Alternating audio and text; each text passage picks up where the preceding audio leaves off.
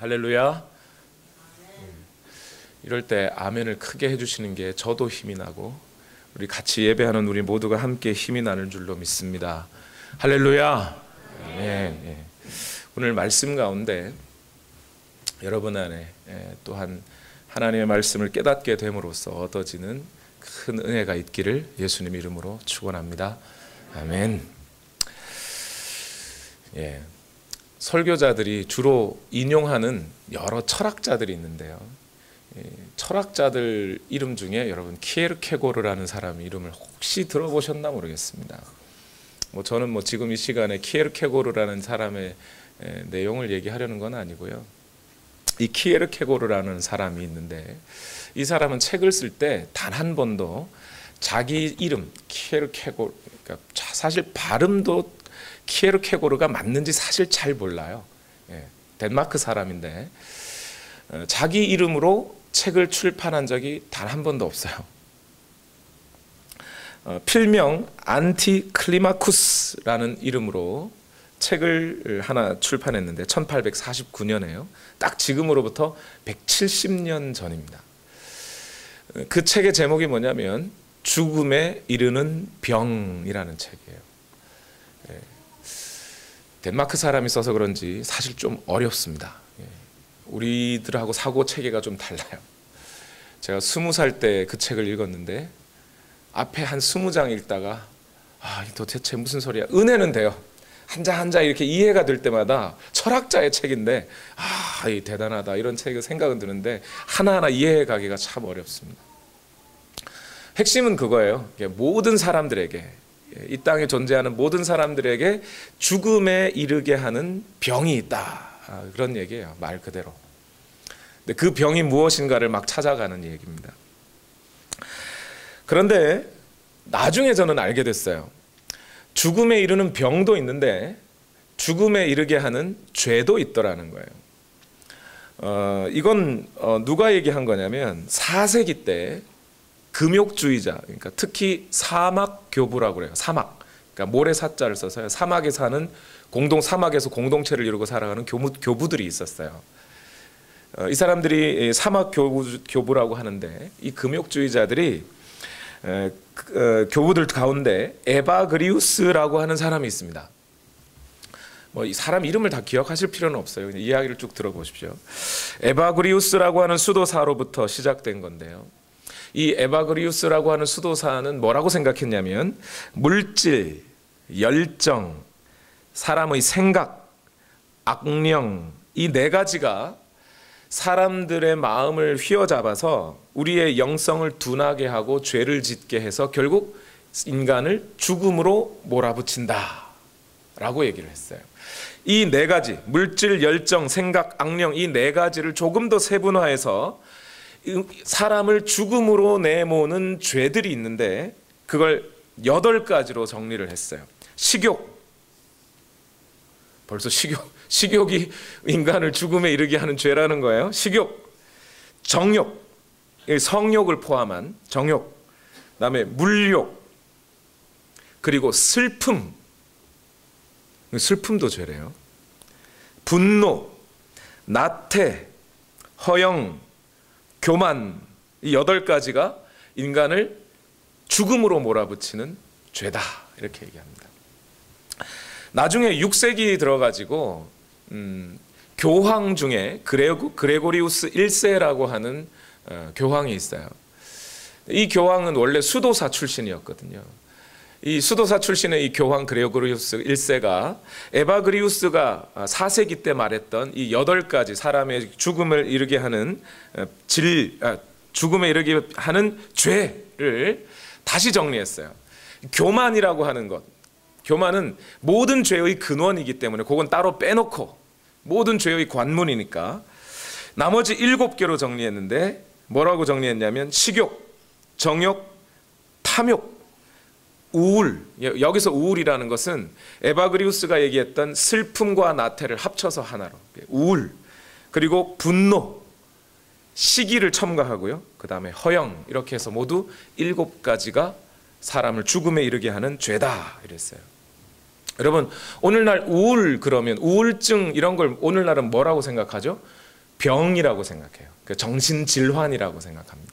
그런데 6세기경에 그리스도인들은 그 우울증을 죄라고 생각했다는 거예요. 꼭 무슨 귀신이 들어서 우울증이 걸렸다 이런 뜻이 아니고, 이걸 어떤 차원에서 이해를 한 거냐면 자기 연민, 내가 제일 불쌍한 사람이야, 내가 제일 안 됐어, 이렇게 생각하는 것, 그런 생각 자체가 인간을 죽음으로 내모는, 그래서 하나님과의 관계를 끊어버리는 죄라고 생각했다는 거예요. 그런 다음에 이 13세기 가면 토마스 아퀴나스라는 사람이 있는데, 이 토마스 아퀴나스라는 사람이 그 우울이라고 하는 것이 때로는 항상 그런 건 아닌데 때로는 긍정적인 측면도 있다라고 생각해서 우울을 그 7가지 목록 중에서 빼버립니다. 빼고 다시 나태함을 집어넣어 버렸어요. 그리고 그렇게 해서 7가지가 모두 사람을 죽음에 이르게 하는 죄다, 이렇게 말해요. 자, 여러분께 지금 이 이야기를 드리는 이유가 한 가지가 있어요. 여러분, 죽음에 이르게 하는 죄를 생각하면서 그 죄가 뭐였어요? 지금 식욕, 정욕, 무욕, 그죠? 허영, 나태, 교만, 우울, 이런 것들이 다 뭐에 속하는 것들이에요? 다 사람의 내면에 있는 거예요? 외면에 있는 거예요? 사람의 내면에 있는 거죠, 그죠? 그러니까 초창기의 그리스도인들은 인간의 죄를 찾을 때 죄를 어디서 찾았냐면 자기의 마음속에서부터 찾았다는 거예요. 상당히 성경적이죠. 성경에 보면 잠언에 무슨 말씀이 있어요? 이 세상의 더러운 것 중에 가장 더러운 것이 뭐였더라? 사람의 마음이다, 그 얘기를 하죠. 그러니까 어떤 초기 그리스도인들은 이 죄라는 것, 그것을 사람의 마음에서 찾고 그 마음으로부터 사람이 하나님과 멀어지는 죄들이 나타난다고 생각했던 거예요. 그래서 그 죄와 싸우기 위해서 이 사람들은 뭘 했어요? 물론 금욕주의자들이 잘못 인도되어서 어떤 금욕주의자는 거세도 하고요. 그래서 자기를 채찍으로 몸을 막 때리면서 욕심을 없애려고도 했어요. 물론 그건 잘못된 방식이라고 생각을 했습니다. 나중에 이 사람들이 했던 것은 뭐냐면, 인간이 사람의 마음의 상태가 죄이므로 그 죄가 하나님의 눈을 가리고 사람의 눈을 가려버리고 결국 하나님과의 관계가 멀어지게 되므로, 이것을 막기 위하여 그 사람들은 뭘 했냐면 자기 자신들이 죄를 하나님 앞에 고백하고 매일매일 성경을 읽고 묵상하고 시편 말씀으로 쓰여진 찬송을 부르고 깊은 침묵으로 기도하면서 하나님과의 깊은 교제로 나아갔던 거예요. 그렇게 함으로써 자기의 죄들을 물리치려고 갖은 노력을 다했던 거죠. 오늘날 그리스도인들이 이 사람들을 보면서 뭔가 좀 정신을 좀 차려야 할 필요가 있어요. 오늘날 많은 그리스도인들의 화두가 뭔가요? 요즘은 조금 시들은 것 같은데 한 몇 년 전까지만 해도 행복, 힐링이라는 것이 그리스도인들의 교회 가면 늘 말하는 이 대화의 주제가 되었었어요. 근데 그것을 보면서 여러분 한번 잘 생각해 보시죠.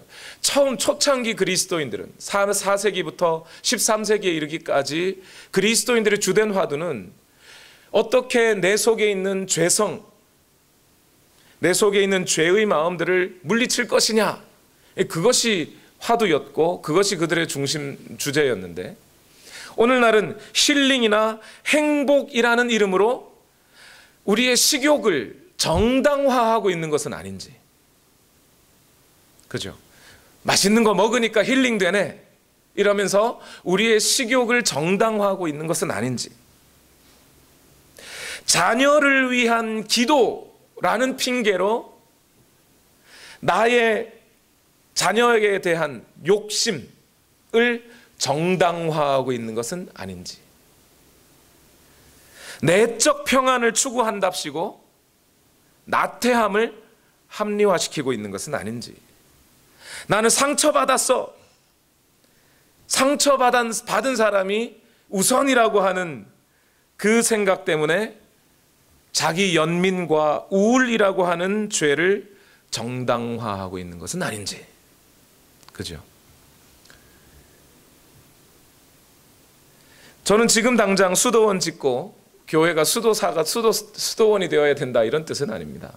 그런데 적어도 죄를 찾을 때 우리 내면에서 죄를 찾고 우리 자신의 마음과 생각 안에서 그 죄들과 싸워서 이기려고 하는 노력, 자기 죄를 다른 여러 가지 이름으로 합리화시키는 게 아니고 그 죄와 싸워 이기려고 하는 노력들이 오늘날 교회 가운데 있는가를 돌아봐야 된다라는 얘기예요.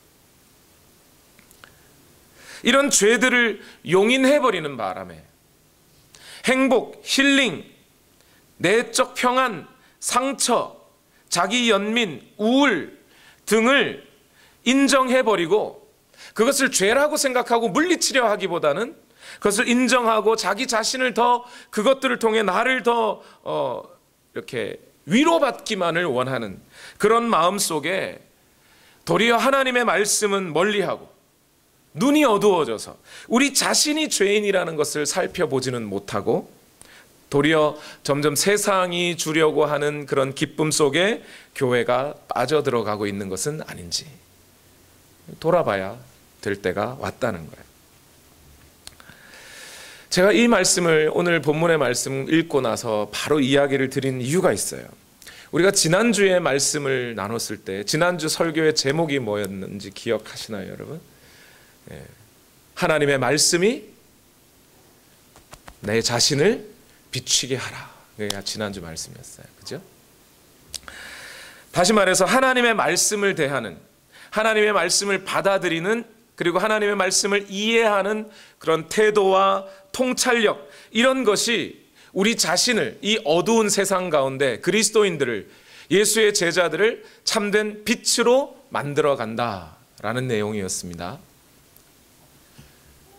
지금 처음 듣는다는 표정이 많으세요.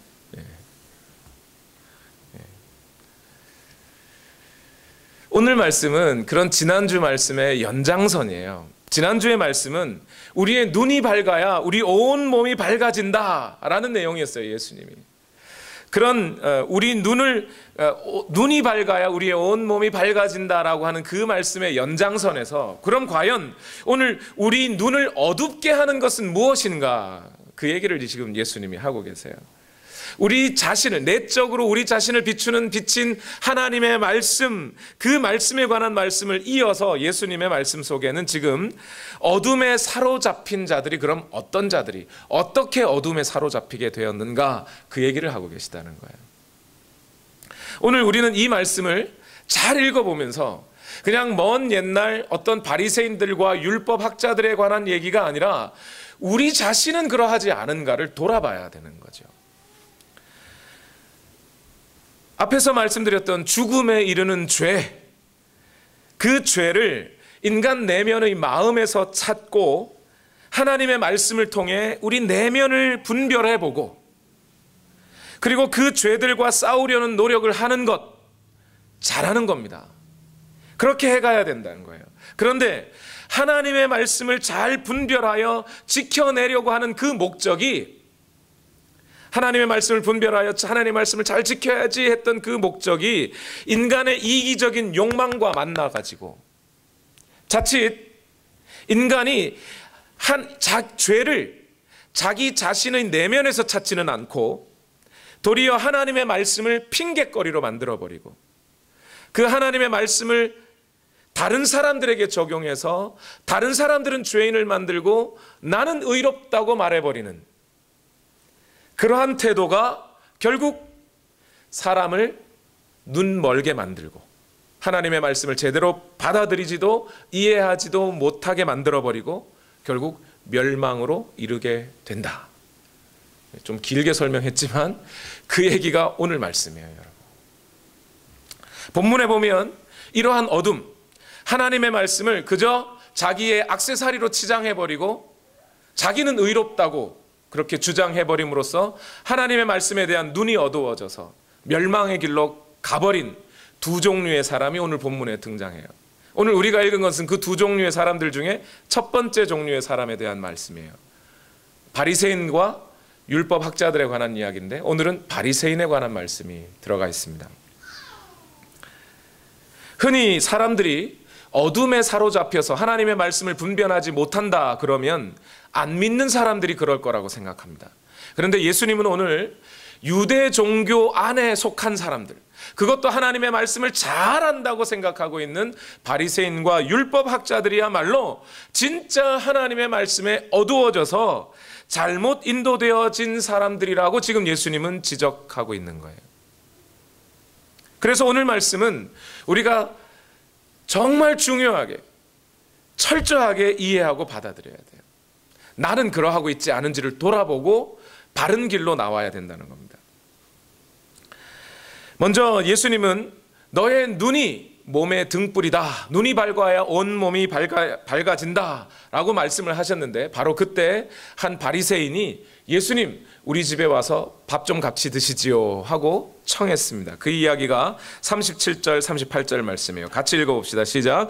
예수께서 말씀하실 때에 바리새파 사람 하나가 자기 집에서 잡수시기를 청하니 예수께서 들어가서 앉으셨다. 그런데 그 바리새파 사람은 예수가 잡수시기 전에 먼저 손을 씻지 않으신 것을 보고 이상히 여겼다 이랬어요. 여기서 예수님이 말씀을 하실 때에 그랬어요. 예수님이 말씀을 하실 때라는 이 말은 앞에 있었던 내용들과 쭉 이어지고 있다 이런 표시예요. 그죠? 그런데 예수님이 말씀을 하시는데 바리새파 사람 하나가 예수님 우리 집에 와서 같이 잡수시죠. 식사 한번 하시죠. 라는 얘기를 했다는데 여기에 쓰여진 동사의 시제를 살펴보면 한 번이 아니라 계속해서 반복하여 간청했다라는 얘기가 나와요. 헬라어로 읽으면 그렇게 읽혀집니다. 근데 이 사람이 이 바리새인이 예수님에게 거듭 우리 집에 와서 같이 밥 먹읍시다라고 얘기했을 때 그 목적이 뭐겠습니까, 여러분? 이유가 뭘까요? 궁금하시지 않나요? 저는 궁금해서 여러분이 그래도 여러분이 궁금해하지 않아도 저는 말씀을 드려야 될 것 같아요. 여러분 여기서 말하는 이분이 이 바리새인이 점심 식사 같이 합시다 했을 때 이 점심은 단순히 그냥 점심 얘기가 아니고 회당 모임이 끝나고 지금 예수님이 가르치고 있잖아요. 유대인들을 회당 모임이 끝나고 집에 와서 같이 먹는 브런치 정도를 얘기하는 거예요. 그런데 그렇게 같이 밥을 먹는 이유가 그것도 회당 모임이 끝나고 유대인들의 모임이 끝나고 예수님을 내가 초청해서 우리 집에 들여서 내가 예수님과 함께 밥을 먹는다라는 얘기는 나의 레벨이 어느 정도 된다는 거예요? 예수님 레벨 정도 된다 이런 뜻입니다. 그러니까 유대인들은 밥을 어떤 메뉴를 먹느냐도 매우 중요하게 여겼지만 누구와 함께 밥을 먹느냐도 매우 중요하게 여겼어요. 같이 밥을 먹는 사람이 내가 그 사람의 레벨과 같은 존재라고 사람들은 인식했단 말이에요. 그래서 유대인들 중에 바리새인이 예수님을 초청해서 예수님처럼 인기 많은 사역자가 랍비라고 불리우는 사람이 있으니 내가 그분을 초청해서 내가 그분과 함께 밥을 먹으면 내 레벨이 그 정도 된다라고 보여진다는 거죠. 그런데 예수님은 식사를 할 때마다 성경에 보면 주로 누구와 식사를 하셨어요? 주로 세리나 이 세상에 소외된 사람들과 함께 식사했다는 모습이 보여요. 예수님은 그만큼 자기 자신을 낮추셨다는 얘기죠. 자, 그런데 예수님을 이제 모셨습니다. 예수님이 그 집에 들어가셨습니다. 신발을 벗고 같이 밥상에 앉으셨습니다. 앉았는데 바리새인이 예수님에 대해서 뭘 이상하게 여겼다고요? 손을 안 씻으시네 이분이. 예수님은 그렇게 잘 안 씻는 분이셨던 것 같아요. 예수님이 잘 안 씻었다 그러니까 저도 위로가 좀 되더라고요. 저도 맨날 잘 안 씻는다고 총각대 여러분. 결혼해서는 잘 씻습니다. 그런데 예수님이 그렇게 안 씻은 데에는 그냥 단순히 귀찮거나 게을러서가 아니라 예수님이 그 유대인의 풍습을 알면서도 일부러 안 씻으셨다는 거예요. 유대인의 풍습은 어떤 거였어요? 유대인들이 손을 씻는다고 하는 이 문제는 이게 매우 심각한 겁니다. 사실 율법에는 손 먹기 전에 손을 씻어라 라는 얘기가 없어요. 어떤 제사를 지내거나 귀한 일들을 할 때 손을 먼저 씻어야 하는 의무가 반드시 있는 사람은 제사장들이었습니다. 제사장들에게는 손을 씻으라고 했는데 모든 유대인들에게 다 밥 먹을 때 손 씻으라 이런 얘기 한 적이 없어요. 그러니까 율법 안에도 사실 손 씻는 것은 위생적인 차원이지 무슨 정결 예식과 관련된 게 아니었어요. 그런데 이 바리새인들은 그 손을 씻는 것을 매우 심각하게 생각했어요. 왜냐하면 자기들이 밖에 나가서 활동을 하다가 부정 타는 것들이 내게 묻으면 안 되잖아요. 그래서 집 안에 들어올 때 그리고 음식을 먹을 때 그 음식이 내 속에 들어가니까 그 음식도 정결해야 된단 말이에요. 그러니 그 모든 것을 위해서 손을 깨끗하게 씻어서 모든 죄들을 씻어내는 일들을 한 다음에 음식을 먹어야 한다라고 유대인들은 생각을 하고 있었단 말이에요. 그런데 그 예수님이 그런 일을 안 해요. 안 하니까 이 유대인이 놀란 거예요. 이상하게 여겼다라는 말은 놀랬다 이런 말하고 똑같아요. 그런데 예수님은 유대인들이 갖고 있는 그 율법적인 의식을 미리 아시고 일부러 손을 안 씻으신 거예요. 율법에, 하나님의 법에 예를 들어서 그것이 기록되어 있는 문제다. 그럼 예수님 분명히 손을 씻으셨을 거예요. 그러나 이스라엘 사람들이 그 율법을 보충해서 자기들이 세운 규율, 자기들이 만들어 놓은 의, 그것을 가지고 의롭다고 인정하고 살아갔단 말이에요. 그 행동을 하면 의롭다고 생각했다고요. 그래서 예수님이 바리새인들의 눈이 오히려 가리워져서 율법을 제대로 이해하고 있지 못하다라는 얘기를 하기 위해서 일부러 손을 안 씻고 식사를 하셨던 거죠. 예수님이 이 바리새인의 태도를 아시고 다음과 같이 말씀하셨습니다. 누가복음 11장 39절에서 41절 말씀 다 같이 읽겠습니다. 시작. 그러나 주님께서는 그에게 말씀하셨다. 지금 너희 바리새파 사람들은 잔과 접시의 겉은 깨끗하게 하지만 너희 속에는 탐욕과 악독이 가득하다. 어리석은 사람들아, 겉을 만드신 분이 속도 만들지 아니하셨느냐? 그 속에 있는 것으로 자선을 베풀어라. 그리하면 모든 것이 너희에게 깨끗해질 것이다. 아멘. 여러분, 예수님의 말씀을 잘 한번 보세요. 제가 고등학교 막 들어갔을 때였어요.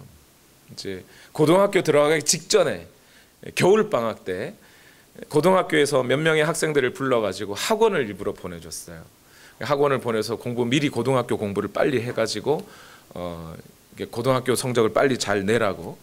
그래서 그 일을 하다 보니까 제가 시골에 살았는데 중학교 때까지 시골에 살다가 겨울 방학 때 졸지에 그냥 이 영주라는 시로 나가가지고 겨울 방학 때부터 혼자 자취를 하면서 그 시절을 보냈습니다. 고등학교 들어가서는 기숙사를 들어갔고요. 그런데 그렇게 혼자 자취를 하다 보니까 설거지도 처음 해보고 밥 짓는 것도 처음 해보고 막 그랬어요. 저희 어머니가 막 밥은 이렇게 지어야 된다고 설거지는 이렇게 하면 된다고 가르쳐 주셨는데 제가 설거지를 처음 하다 보니까 뭐 라면도 끓여 먹고 밥도 해 먹고 김치찌개 그냥 끓여가지고 먹고 이렇게 그 자취 생활을 잠시 했는데 밥 그릇을 열심히 설거지하고 닦고 나중에 찬장에 딱 올려보니까 나중에 다른 그릇들이 다 뻘개요. 왠가 봤더니 저는 이제 그 그릇의 안쪽 부분만 열심히 닦고 그리고 대충 헹구고 올려놨더니 바깥쪽에 라면 기름이 다 묻어가지고 이런 저의 태도를 뭐라고 할까요? 어리석은 자요. 그죠? 라면 먹었으면 그 라면 기름이 바깥에는 안 묻습니까? 다 묻죠. 그러니까 설거지 하려면 뭐 어떻게 해야 돼요? 겉과 속을 다 깨끗하게 닦아야 되죠. 예수님이 지금 바리새인들에게 이 어리석은 자요 이렇게 얘기하고 있어요. 왜요? 야, 니네 인간 존재라고 하는 것이 속만 있냐? 겉도 있고 겉만 있냐? 속도 있지 아니하냐? 그런데 너희는 지금 잔과 접시에 겉은 번지르르하게 닦고 있으면서 속은 안 닦고 있구나. 그러니 너희는 너무나 어리석도다. 예수님이 지금 그렇게 말씀을 하고 계세요. 이 바리새인들이 율법이 주신 그 말씀 가운데 그 율법으로 내면을 자꾸 닦았어야 하는데 내면은 닦지 않고 겉 모양만 열심히 닦고 있었다는 거예요. 이런 바리새인들의 태도를 바리새주의라고 하고요. 오늘날로 말을 바꾸면 율법주의라고 하는 겁니다. 이게 이 율법주의가 언제부터 생겨났냐면 주전 그러니까 기원전 586년경이에요. 그러니까 바벨론의 포로로 끌려갔다가 이제 바벨론으로부터 이스라엘 백성들이 돌아오기 시작하던 그 무렵부터예요. 또 바벨론의 포로로 끌려갔을 때 유대인들의 생각은 어떤 생각이 있었냐면, 예언자들이 말씀을 해줬어요. 너네가 왜 지금 바벨론으로 끌려갔는지 아느냐? 너희가 하나님의 말씀을 받았으면서도 그 말씀을 떠나 살았기 때문에 하나님께서 인간 막대기를 들어 바벨론을 들어 너희를 치고 계신 것이다. 그러니 지금이라도 늦지 않았으니 돌이켜 하나님의 말씀 앞으로 돌아와라. 그게 예언자들의 말씀이었단 말이에요. 그러니까 이스라엘 사람들 안에 바벨론이라고 하는, 지금까지는 살아본 적이 없는 완전히 생경한 그런 환경 속에서 어떻게 하나님의 말씀을 지켜갈 것인가에 대한 노력들이 생겨나기 시작했어요. 성전도 없단 말입니다. 왕도 다 끌려오 있는 상태에서 공동체가 완전히 무너져버린 그 상황 속에서 어떻게 우리는 하나님의 말씀을 지키고 살아갈 것인가에 대한 생각들이, 노력들이 막 생겨났어요. 그때 이 사람들이 하나님의 말씀을 다 이렇게 에스라 학자나 이런 사람들을 통해서 새롭게 발굴된 하나님의 말씀을 들으면서 그 사람들이 마음을, 내면을 자꾸 닦아내면 좋았는데, 그렇게 하지는 않고 형식적으로 하나님의 율법을 지키는 데에만 신경을 써버렸어요. 예를 들면 이런 겁니다. 제3계명 중에, 10계명의 제3계명 중에 하나님의 이름을 망령되이 일컫지 말라 이랬단 말이에요. 그게 하나님의 율법의 말씀이에요. 그런데 하나님의 이름을 망령되이 일컫지 마라, 이 말은 하나님의 이름을 함부로 말하지 마라는 얘기는 그냥 말로 하나님의 이름을, 하나님 발음을 잘못하면 안 된다 이런 뜻이 아니라 그 마음으로부터 하나님의 이름을 명예롭게, 영화롭게 하는 것을 위하여 힘쓰고 애를 쓰라는 것이죠. 하나님과의 관계성을 더 소중히 여기라는 얘기예요. 그런데 그것은 생각하지 않고 어떻게 하면 하나님의 이름을 망령되이 일컫지 않을까? 어떻게 하면 하나님의 이름을 함부로 부르지 않을까? 그 생각 속에 율법을 하나님의 말씀을 옮겨 적으면서 예흐바라는 단어가 나오면 그것을 발음하지 않고 서기관들이 가서 몸을 씻고 아도나이라고 발음을 해버렸다는 거예요. 그렇게 형식적으로 지키는 것이 율법을 지키는 거라고 생각했어요. 어떻게 하면 하나님의 이름을 함부로 부르지 않을까를 여러 개 세부 하부 항목으로 나누고 그 하부 규율들을 지키는 것을 율법을 제대로 지키는 거라고 생각했단 말입니다. 예수님은 그런 바리새인들의 행태에 대해서 어리석다라고 얘기하는 거예요. 어리석다.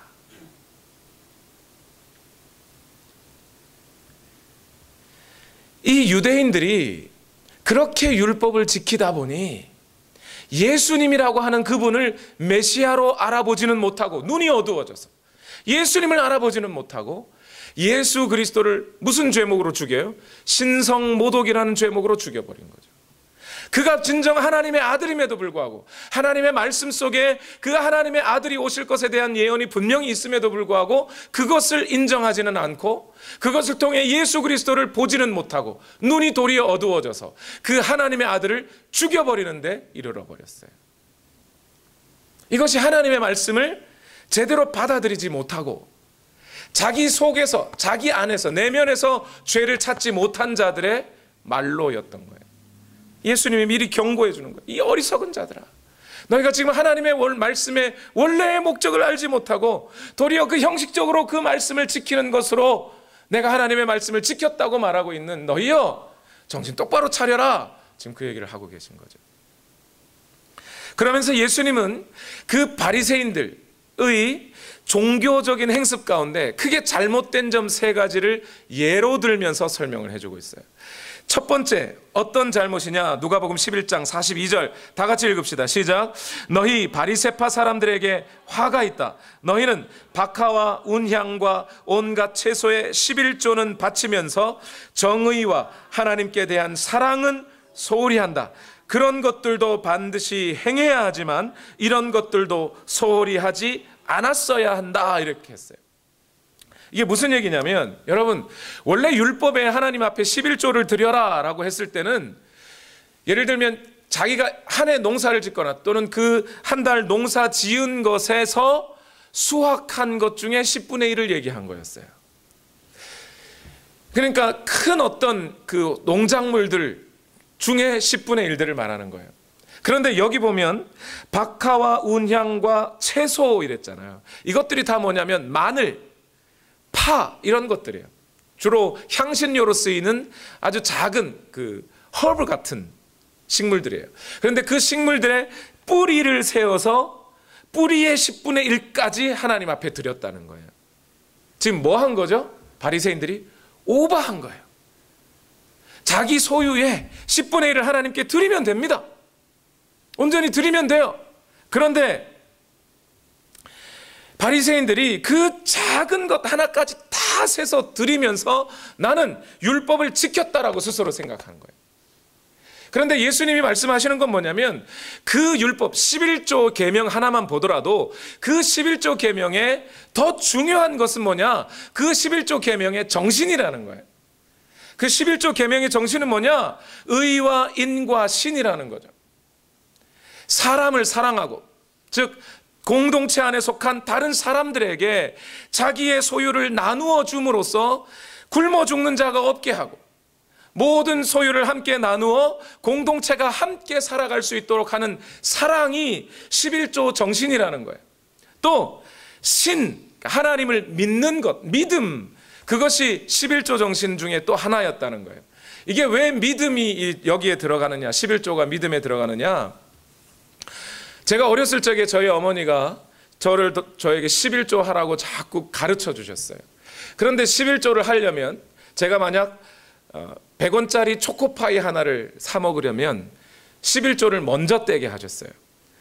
내가 내 돈, 내 용돈, 제가 용돈을 한 달에 1,000원을 받으면 100원을 11조로 미리 떼놓고 900원 가지고 살라 그랬어요. 그런데 그렇게 하신 이유는 미리 11조를 안 떼놓으면 어떻게 돼요? 나중에 내 거 다 쓰고 난 다음에 11조 내려고 하면 없어요. 한 아이가 교회 가는데 엄마가 100원짜리 동전 2개를 주면서 100원은 헌금하고 100원은 네가 교회 갔다 오는 길에 맛있는 거 사 먹으라고 용돈으로 줬어요. 그런데 이 아이가 길을 가다가 교회를 가는 길에 넘어져 버렸네요. 넘어져서 100원짜리 동전에 떼굴떼굴 굴러서 하수구에 뚝 떨어져 버렸어요. 100원은 손에 쥐고 100원은 땅에 떨어졌어요. 이때 아이가 뭐라 그래요? 어떡하지? 하나님께 드릴 헌금이 다 빠져버렸네. 이렇게. 내게 빠진 게 아니라 하나님께 빠졌다고 생각해요. 그게 사람의 마음이란 말입니다. 그래서 저희 어머니는 미리 11조 떼놔라 이렇게 했어요. 자, 그런데 만약 제가 그런 상황에서 100원짜리 초코파이 하나를 사 먹으려고 해요. 그러면 어떻게 해야 되죠? 10원짜리 10원을 11조로 떼놔야 되는 거예요. 그러면 90원 가지고 가게 가서 초코파이 주세요. 그러면 줘요, 안 줘요? 안 주죠. 그러니까 이 상황에 뭐가 필요한 거예요? 11조를 떼어 놓는다는 것 속에는 믿음이 필요한 거예요. 우리가 한 달 살 벌이가 있어요. 그러면 그 벌이 가운데 11조를 미리 떼어 놓으면 나머지 90%의 소득 가지고 머릿속이 복잡해집니다, 사람이. 어떻게 이거 가지고 한 달을 살지? 여기서 또 세금 떼야 되고, 왜 이렇게 많이 달라고 그러시지? 하는 생각이 자연스럽게 인간에게 들게 되어 있어요. 바로 그때 뭐가 필요한 거예요? 이렇게 내 것을 하나님께 드렸음에도 불구하고 그 나머지 가지고 나를 하나님께서 살게 하실 것이라는 믿음이 우리에게 필요한 거죠. 그래서 11조는 믿음이 들어가는 거예요. 이러한 하나님께서 율법 속에 11조의 말씀 명령을 주실 때에는 예수님의 해석에 따르면 그 11조의 정신이 더 중요하다는 겁니다. 10분의 1은 하나님 거고 10분의 9는 내 거다가 아니라 모든 것을 하나님께서 주셨으니 모든 것이 하나님의 것인데, 그런데 그 주신 것 가운데 10분의 1을 하나님께 드리고도 나머지 가지고도 나를 살아가게 하시는 하나님에 대한 믿음, 그리고 내 것만 챙기지 말고 그 중에 다른 형제 자매들이 나누어 쓸 것을 위해 내 것을 내어놓는 사랑, 그것이 먼저 마음속에 있었어야 한다는 거예요. 그것을 위해서 10계명이라 11조라고 하는 명령을 주셨다는 겁니다. 그런데 바리새인들은 어떻게 지켰다는 거예요? 그 속에 있는 하나님에 대한 믿음이나 이웃을 향한 사랑이나 이런 것은 온데간데 없고, 어떻게 하면 팥뿌리까지 세워서 내가 율법을 지켜서 내가 살까? 내가 11조를 지켜서 내가 살 수 있을까? 그 고민만 하고 있더라는 거예요. 이것이 잘못되었다는 겁니다. 거기에 대해서 예수님이 뭐라고 말씀하셔요? 그것도 행해야 하겠지만 이것도 버리지 말아야 하겠다 그랬어요. 무슨 얘기예요? 예수님 결론은 11조를 드린다고 하는 형식도 지켜야 하지만 그 마음속에 있는 11조의 정신도 소홀히 하면 안 된다 이 얘기예요. 이 예수님의 얘기가 11조 하면 된다 안 된다? 11조 하라 말라 어떤 거예요? 하라는 거예요? 말라는 거예요? 하라는 거죠. 예수님이 11조 하지 말라고 한 적 없어요. 예수님.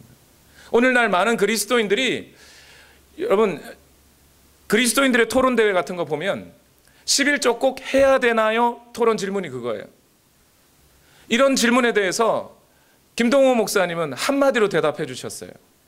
나는 그 말에 대답할 자격이 없습니다. 김동호 목사님이. 왜요? 목사인 내가 11조 하라 말라고 할 자격이 없다는 거예요. 왜요? 10분의 11조는 누구의 것이니까?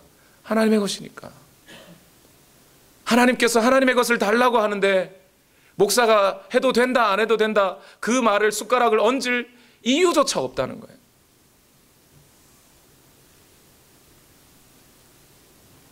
여러분 그렇게 하나님과의 관계 속에서 율법을 지키라고 주셨는데 오늘날 많은 사람들이 형식이 중요하나 정신이 중요하지 그러면서 정신만 갖고 형식은 안 하려고 해요. 그러면서 11조 꼭 해야 되냐고 묻는 거죠.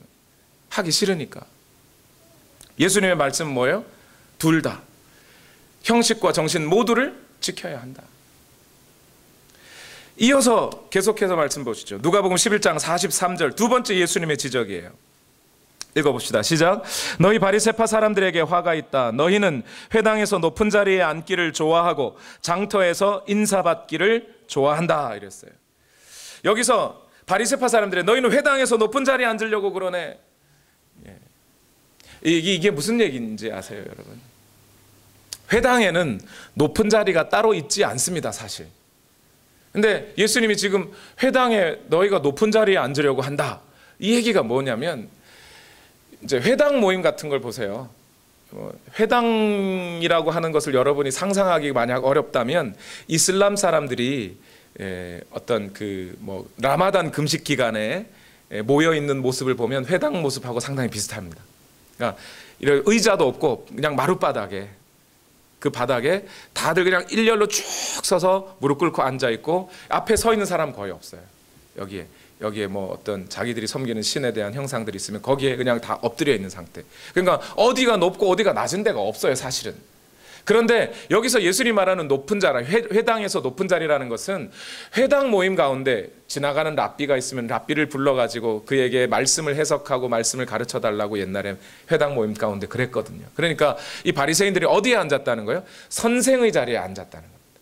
그 선생의 자리, 회당의 맨 앞자리에 앉아가지고 거기 앞에서 말씀을 전하는 사람이 있으면 그 말씀 전하는 사람과 나는 레벨우가 같다라는 인식을 사람들에게 인식시켜주기 위해 회당의 맨 앞자리에 서 있었다는 거예요. 즉 이 사람들은, 바리새인들은 누구의 시각을 중요시하고 있다는 거예요? 사람들이 나를 뭐라고 보는가가 더 중요했다는 거예요. 무엇보다 하나님이 나를 누구라고 인식하는가 보다 사람들이 나를 뭐라고 인식하는가가 더 중요했다는 겁니다. 율법을 지킬 때 그 율법을 주신 분이 누구예요? 하나님. 그렇죠. 그러면 오늘 내가 율법을 지키느냐 안 지키느냐의 문제는 누구와의 관계가 우선이에요? 하나님과의 관계가 우선이에요. 하나님과의 관계 속에서 내가 하나님 앞에 헌금을 제대로 하느냐, 예배를 제대로 드리느냐, 잘 지켜내고 있느냐, 하나님 말씀을 지켜 살고 있느냐의 그 모든 문제의 근원적인 관계는 하나님과의 관계 속에 있다는 거예요. 하나님이 나를 어떻게 보시느냐를 생각하면서 우리의 마음과 외면을 잘 깨끗하게 다듬어 갔어야 한다는 겁니다. 하나님의 말씀에 순종해 가야 했다는 거예요. 그런데 이 바리새인들은 자기들이 하나님의 말씀을 잘 가르치고 지키고 살아가면서 누구의 시각이 더 중요했다는 거예요? 사람들의 시각이 더 중요했다는 거예요. 오늘도 교회라는 곳에 와보면 우리가 하나님의 존전에서 하나님의 임재 안에서 내가 예배합니다라고 예배당에 와서 앉아는 있는데 하나님께 대한 내 모습보다, 내 중심을 보시는 하나님보다 사람들이 나를 뭐라고 봐주느냐를 때로 우리는 더 신경 쓰더라는 거죠. 실제로 내가 기도하고 있는 걸 우리 목사님이 봤을까? 네.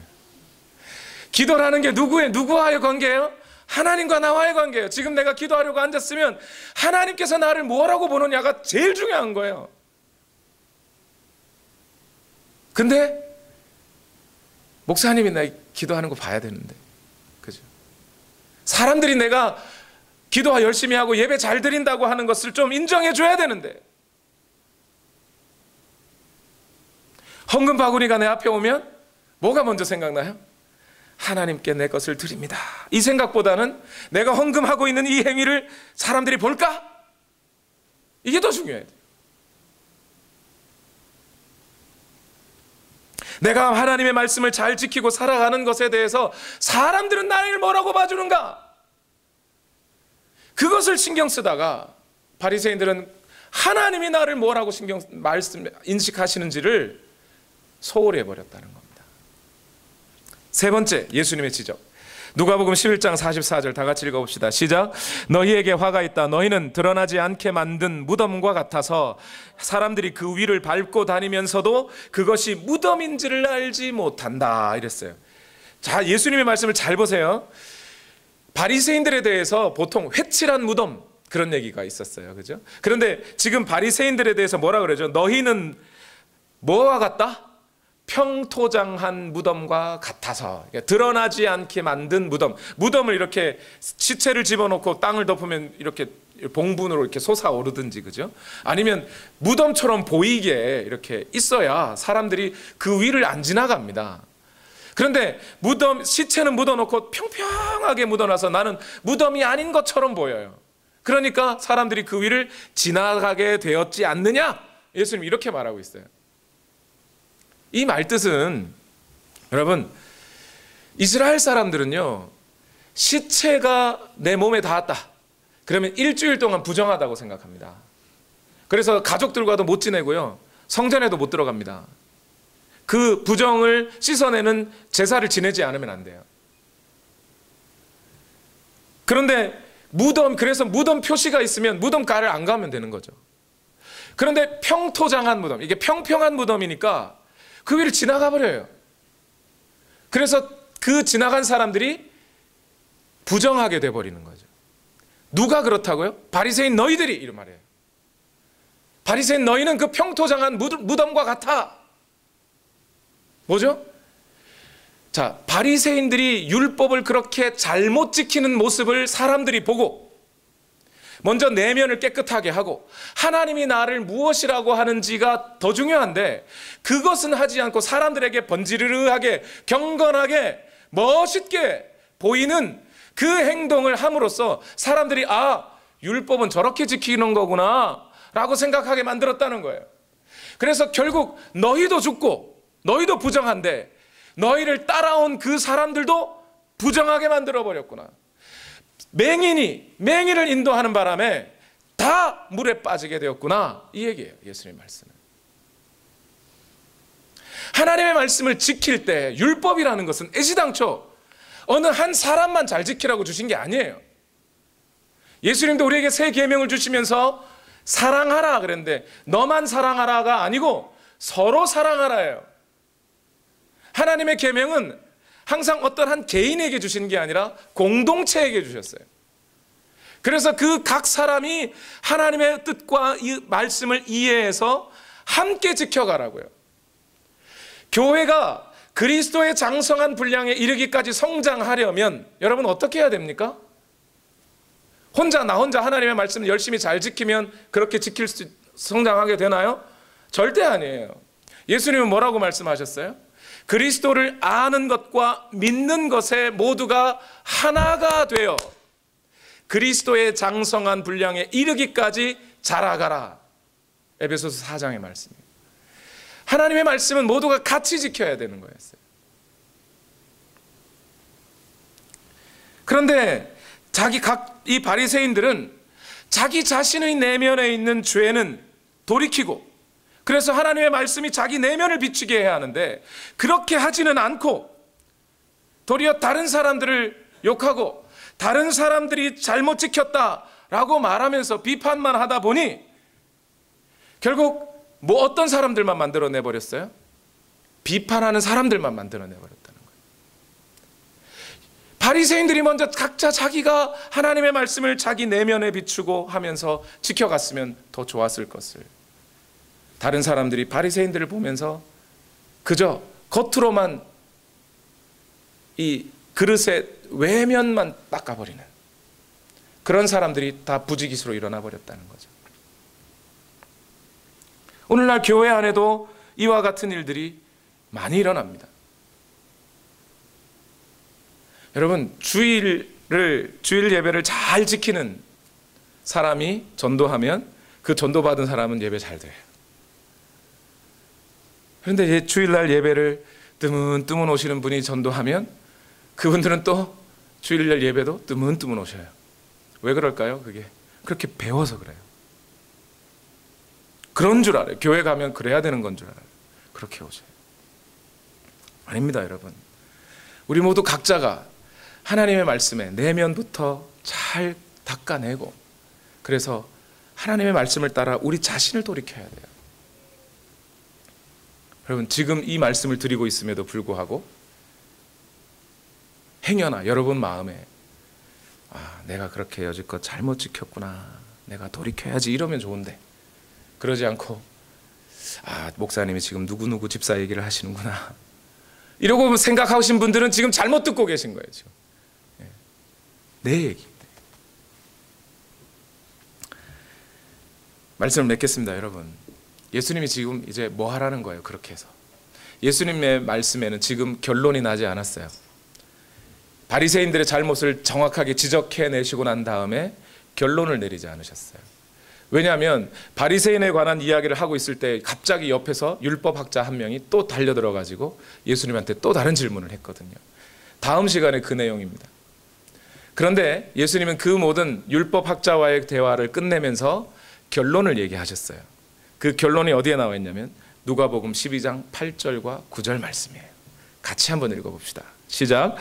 내가 너희에게 말한다. 누구든지 사람들 앞에서 나를 시인하면 인자도 하나님의 천사들 앞에서 그 사람을 시인할 것이다.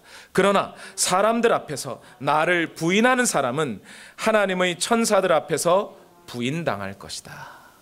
이게 예수님이 지금 율법학자와 바리새인들과 이야기하면서 내리신 결론이에요. 맥스 루케이더라고 하는 목사님이 있는데, 이분은 율법주의에 대해서 이렇게 아주 현명하게 얘기했어요. 율법주의는 자기 결백을 목표로 하는 것이지 용서받음을 목표로 하는 것은 아니다. 다시요. 율법주의는 자기 결백을 목표로 하는 것이지 용서받음을 목표로 하는 것이 아니다. 무슨 얘기죠?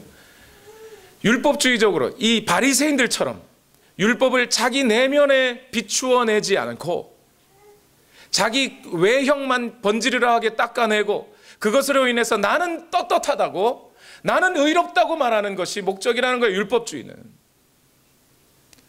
교회 가서도 여전히 내가 죄인이라는 인정은 하지 아니하고 나는 이랬으니까 떳떳해, 나는 당신보다 이래서 의로워, 이 생각만 하고 있으면 그것이 율법주의자들과 다를 바가 없다는 거예요. 오늘 하나님의 말씀은 그 말씀을 따라 우리 내면 속에 있는 우리의 모든 악독과 시기와 어떤 욕심과 욕망들, 우울함과 나태, 허영과 교만, 이런 것을 씻어내라고 주신 말씀이란 말입니다. 그 말씀을 나에게 비추어 내가 죄인임을 인정하고 예수 그리스도를 보고 주여 나를 용서하옵소서, 그거 하라고 주신 말씀이라는 말이에요. 그런데 그건 하진 않고 도리어 그 말씀들을 다른 데다가 자꾸 하면서 내가 상처받았네, 나만 힘드네, 나는 잘났네, 나는 괜찮네라고 생각하고 있단 말이죠. 오늘날 여러분, 이제 오늘 우리 자신이 잘 생각해야 돼요. 여러분 자신이 하나님의 말씀을 받을 때 어찌 받고 계십니까? 어찌할꼬 나의 죄를 어찌할꼬 주여 나를 용서하옵소서 하면서 십자가 앞에 무릎을 꿇고 있나요? 그러면 잘 하시는 겁니다. 그것이 예수님이 요구하시는 거예요. 내가 다 용서할 테니 내 앞으로 와라, 내 앞으로 와라 하고 계신 거죠. 우리 다 같이 기도하십시다. 우리 기도하실 때 우리 이 찬양을 먼저 하나님께 올려드릴까요? 수많은 무리들 줄지어 그분을 보기 위해 따르네. 평범한 목수이신 그분 앞에 모든 무릎이 꿇어 경배하네. 모든 문제들 하나하나 죽음까지도 힘을 잃고 생명의 근원 되신 예수 이름 앞에 모든 권세들 굴복하네. 여러분, 오늘 우리가 하나님의 말씀 앞에 우리 자신을 비추어서 우리의 죄가 드러날 때 우리가 해야 할 일은 예수 이름 앞에 엎드리는 거예요. 예수 그리스도께서는 우리를 용서하시고 그 예수 그리스도의 보혈은 이 땅의 모든 죄를 덮고도 남음이 있어서 그분 앞에 죄를 고하며 아뢰을 때에 그분이 용서해 주신다는 이 사실을 인정하고 그분 앞에 엎드릴 때 오늘 우리는 용서의 기쁨을 맛볼 것이며 하나님께서 우리 안에 주시는 그 모든 회복을 우리 안에 경험하게 되는 것이에요. 그러니 회개는 나쁜 것이 아니고 우리 안에 하나님의 은혜와 그 사랑을 경험케 하는 놀라운 하나님의 능력이 되는 것입니다. 우리 다 같이 이 찬양을 드립시다. 수많은 무리들 줄지어 많은 무리들 줄지어 그분을 보기 위해 따르네. 그분을 보기 위해 따르네. 평범한 목수이신 그분 앞에 모든 무릎이 꿇어 경배하네. 모든 문제들 하나하나 죽음까지도 힘을 잃고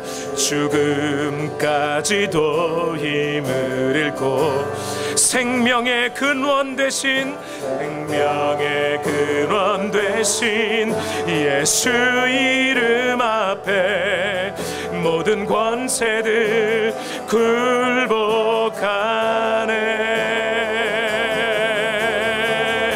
예수 이름 높이세.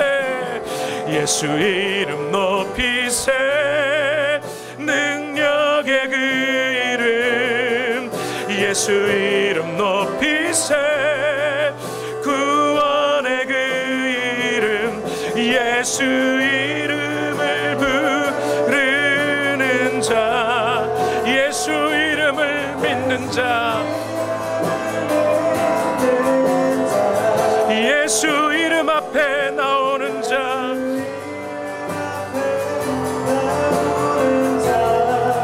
복이 있도다. 나의 계획이 실패하고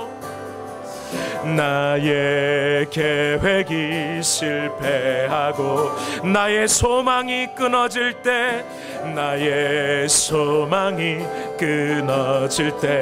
삶의 주관자 되신 그분 앞에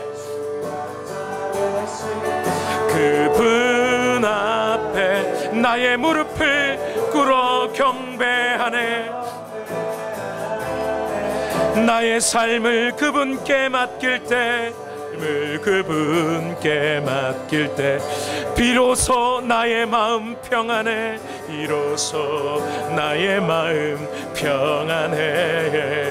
구원의 반석 되신 은혜 반석 되신 예수의 이름 소리 높여 찬송하네.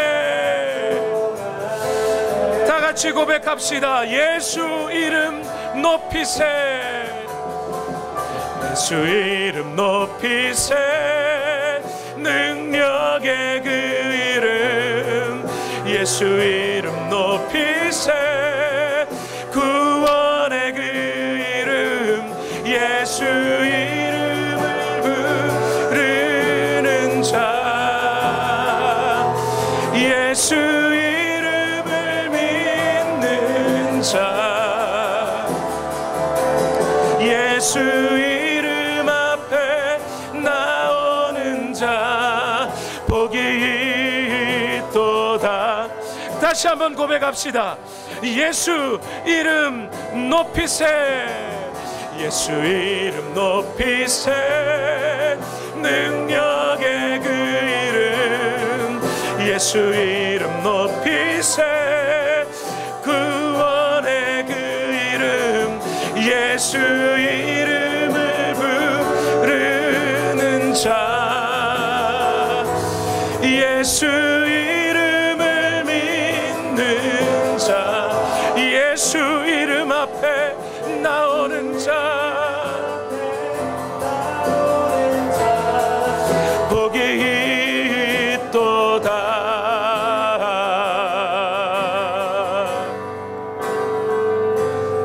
여러분, 무엇이 예수 이름을 높이는 것이겠습니까?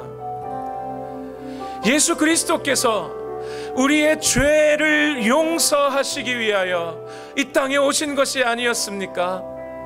그러하다면 오늘 우리가 우리의 죄를 낱낱이 주님 앞에 고백하고 하나님의 말씀 앞에 나를 비춰보니 내 마음속부터 죄인입니다. 내 안에서부터 죄인입니다. 하나님의 말씀을 온전히 지켜낼 능력이라고는 내 안에 조금도 없습니다. 그것을 주님 앞에 고백하고 주여 나를 용서하옵소서, 주여 나를 사하여 주옵소서, 주여 나를 인도하여 주시옵소서 하며 그분 앞에 엎드리는 이것이 바로 예수의 이름을 높이는 것입니다. 우리 이 시간 먼저 기도하실 때에 우리 내면 속에 하나님의 말씀을 하나하나 비추어 보며 그렇게 하나님 앞에 회개의 기도를 드리기를 원합니다. 내가 하나님 앞에 얼마나 모자란 인간이었는지, 하나님의 말씀 앞에 얼마나 부족한 인간이었는지, 얼마나 죄 많은 인간이었는지를 이 시간 하나님 앞에 고백하십시다. 그리고 내가 그 주님 앞에 용서를 구하십시다. 주여 나를 받아주소서, 주여 나를 받아주소서.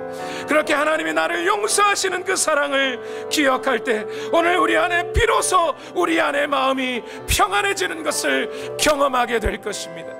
우리 시간 다 같이 함께 기도하십시다. 주여 나를 받으소서, 주여 나를 용서하여 주옵소서, 주여 나를 인도하여 주시옵소서. 다 같이 한 목소리로 함께 기도합니다. 주여 오늘도 우리를 인도하여 주시옵소서.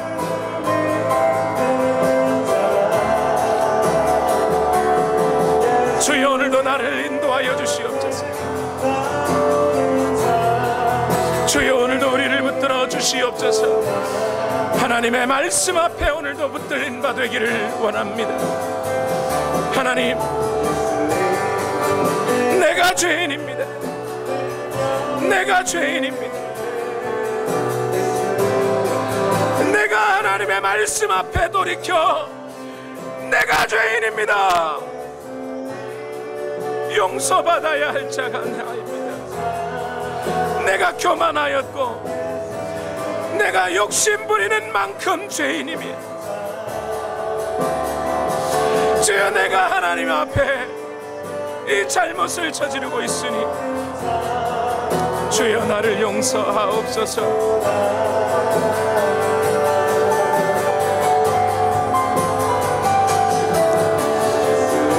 우리를 대신하여 죽어주신 예수님 앞에 내가 뭐 잘났다고 나의 의를 내세울 것이 있습니다. 내가 뭘 잘했다고 하나님 앞에 내 의를 내세울 것이 있습니까?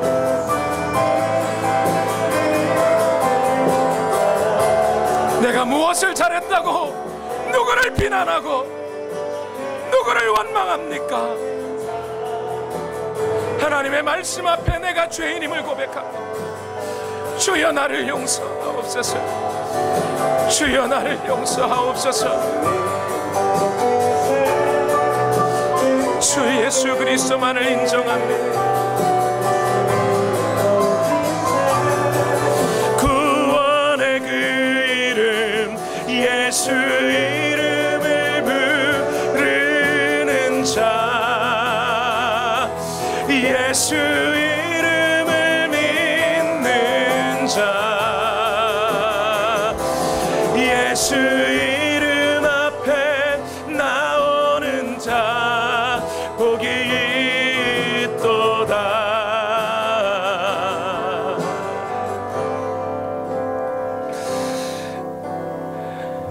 이제 2019년이 저물어 가고 있습니다.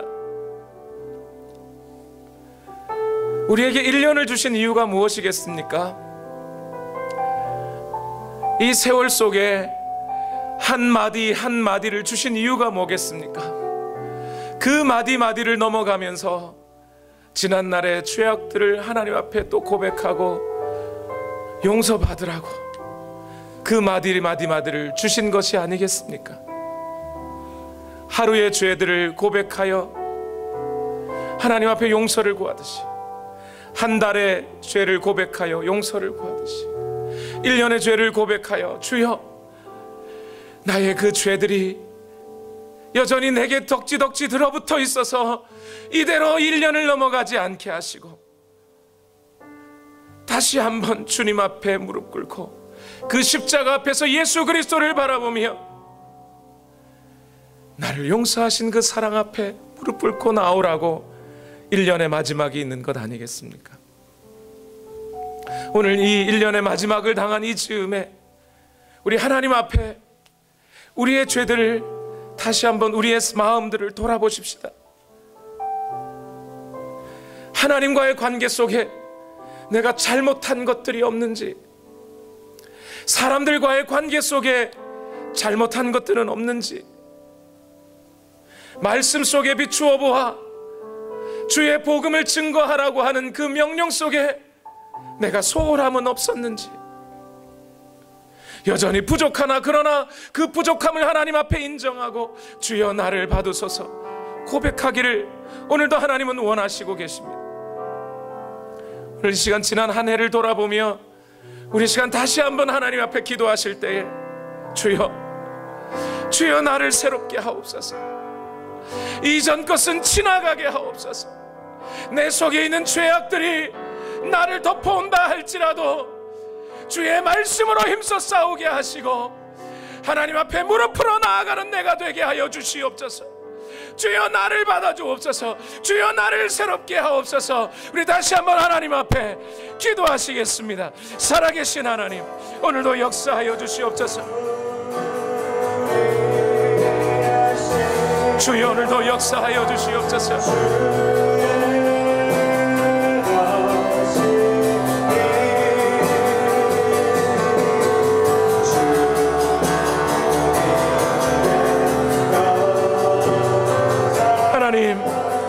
하나님, 오늘도 하나님의 은혜가 오늘 우리 안에 넘치게 하옵소서.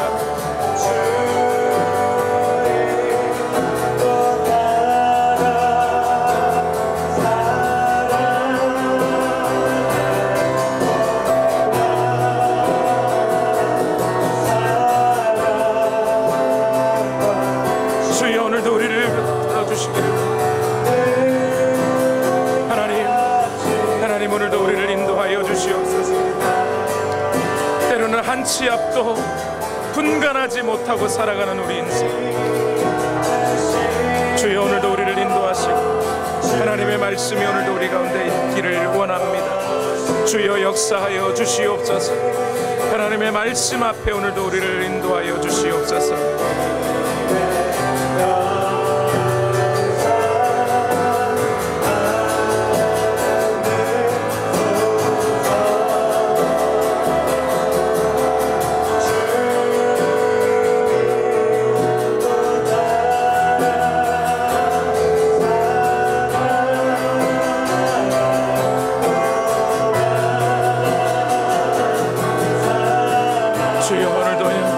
주여 주셔서 주여 오늘도 역사하여 주셔서 오늘 내면부터 우리의 안으로부터 내 마음속에 있는 시기와 분노와 다툼과 질투와 성욕들과 모든 탐욕과 물질에 대한 욕심과 허영과 교만이 벗어져 버리고 씻어지고 오늘도 하나님 앞에 나아가는 우리의 인생 되게 하여 주시옵소서.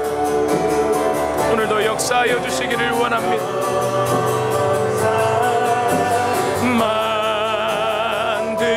만드소서.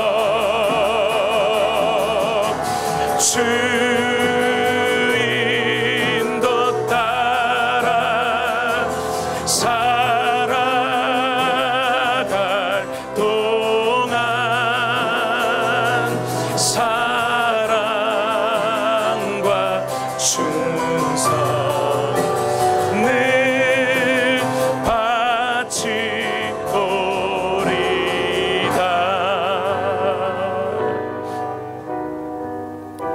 하나님, 우리 모두가 이 시간 지난 한 해를 돌아봅니다. 하나님을 찬송하고 하나님을 위하여 예배한다고 하면서 내 마음속에 나의 이득을 챙기려는 마음들은 없었는지요? 이웃을 사랑하고 한 교우된 형제 자매들을 위하여 나의 것을 드린다고 하면서도 그 속에 내 것이 챙겨지지 않아서 불평은 없었는지요? 하나님, 그 모든 우리의 마음이 하나님의 말씀으로 비추어 보아 오늘 내가 죄인이라고 하는 규정이 지어질 때 감사합니다. 나 자신을 바로 보게 하시니 감사합니다. 혼미하게 하지 않으시고 주의 말씀에 비추어 내 죄인됨을 바로 알게 하시니 감사합니다. 그 지식 가운데 오늘 우리는 예수 그리스도의 십자가 앞에 오늘도 나아갈 수 있으니 감사합니다. 우리 죄를 고백하고 내 죄를 용서해 주시는 예수님 계셔서 감사합니다. 때로 우리가 이 세상을 살면서 내가 용서받지 못했다는 그 안타까움이 우리 자신을 짓누르고 고통스럽게 할 때가 있을 때에도 그 주님 앞에 나아가면 우리를 용서하시는 그 예수님 계시니 감사합니다. 하나님 앞에 이 부족한 종이 말씀 전한다고 서서 그 말씀을 따라 제대로 살아내지 못한 모든 것에 주여 용서하옵소서. 그리고 우리 모든 우리 온누리의 하나님 성도들, 우리 모든 하나님의 백성들을 주님 인도하여 주셔서 우리 온누리 공동체가 하나님 앞에 시간이 지나면 지날수록 점점 더 한 걸음 한 걸음 더 바로 세워져 가고 우리 모두가 예수 그리스도를 닮은 모습으로 장성하고 성장해 가도록 주여 우리를 인도하여 주시옵소서. 오늘도 하나님 모든 감사와 찬송을 하나님께 올려드립니다. 주님 인도하여 주시옵소서. 예수님의 이름으로 기도하옵나이다. 아멘.